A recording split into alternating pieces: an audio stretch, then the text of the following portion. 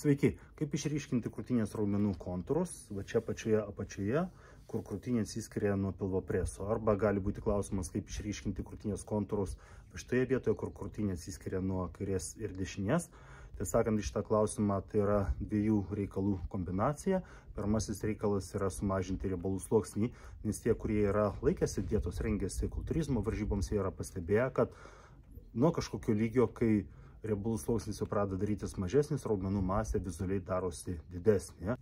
Antrasis dalykas yra pakankama raumenų masė, o raumenų masės augimas jau stimuliuojamas yra pratimais. Taigi dabar pereiname prie pratimų, kokius pratimus efektyviausia būtų daryti tam, kad ta krūtinės apačia būtų kuo ryškesnė, kuo ryškiau atsiskyrusi nuo pilvo preso, tuo atveju, jeigu riebalų sluoksnis yra pakankamai mažas, kad tai matytųsi.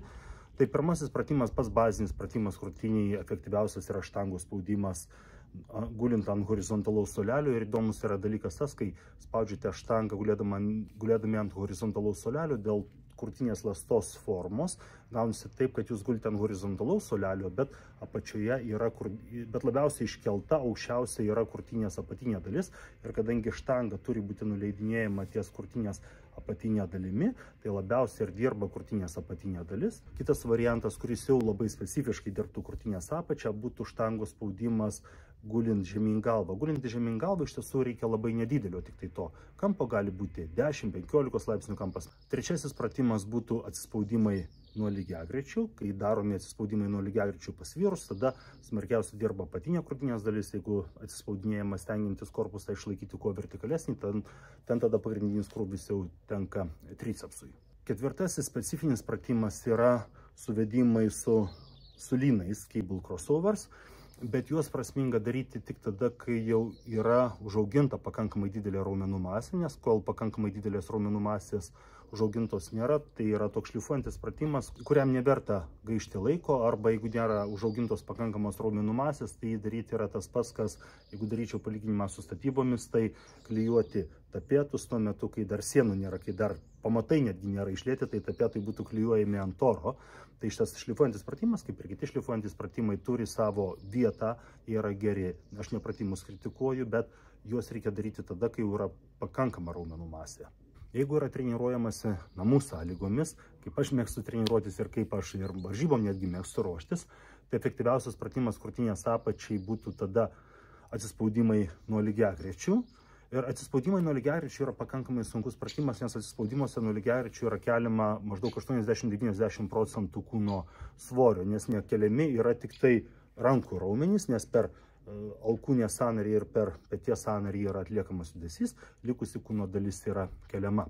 Dar viena alternatyva, kurią aš esu nusižiūrėjęs iš Arnoldo Švarcnegerio vadovėlių, tai atsispaudinėti nuo dviejų, bet turi būti pakankamai sunkios tam, kad būtų stabilios ir kad patikimai galėtumėte remtis nuo dviejų kėdžių. Ir šitą variantą aš naudojau tuo metu, kai prieš 2 metus keliavau Afrikoje, Namibijoje po safarius ir keliaudamas jau buvau pradėjęs pasirengimą savo Classic Physique debiutui. Tai ten darydamas krūtinės treniruotę aš atsispaudinėdavau tuose safariuose nuo 2 kėdžių. Na ir antrasis pratimas tada namų sąlygomis, tai būtų paprasti atsispaudimai.